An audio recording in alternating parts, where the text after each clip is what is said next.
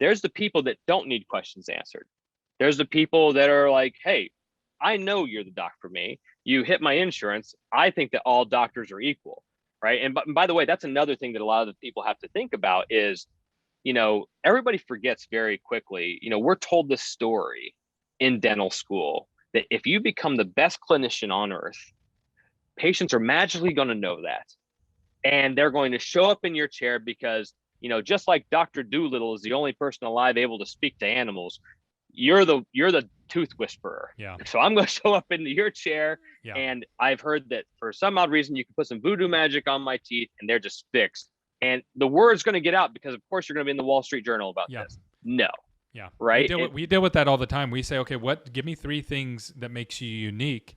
And they're always the same 3 things, and it doesn't make you unique at all. And then when we go, okay, well, why would I choose you over your competition? That list keeps getting harder and harder for people to tie in. So access is huge.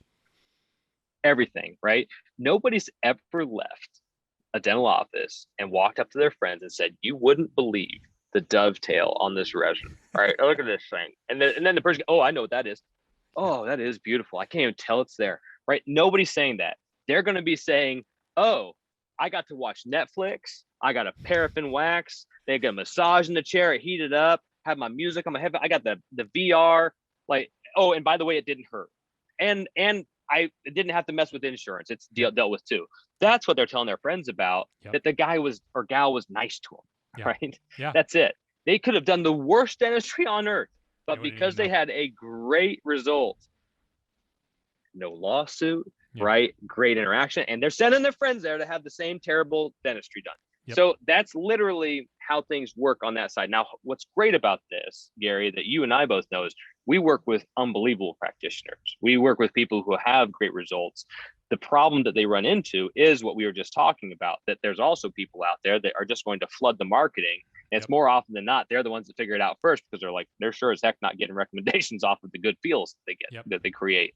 So they find people first. And if we can start to side with those people, even more so, than the large organizations. And I love me some DSOs out there. And I think a lot of people with 1 to 3 locations will look at somebody like us and go, Ryan, Gary, what the hell can I do? I've got the Aspens of the world that just have hundreds of millions of dollars, to spend on this. And, they have the infrastructure, and you and I can look at them and go, guys, gals, I can give you their infrastructure overnight. Yeah. Gary can make it so $5,000 can go farther than their $300 million in the little area of Indianapolis, Indiana, or Kokomo, Indiana, or Tulsa, Oklahoma. Like, that's literally what the power is that these 1 to 3 locations have. They don't need to focus on Anchorage, Alaska at the exact same time as Miami Beach, where Aspen does. We can actually look at this and go, look, let's focus on these individual pieces and really knock it out of the park for you. And it's so much more powerful.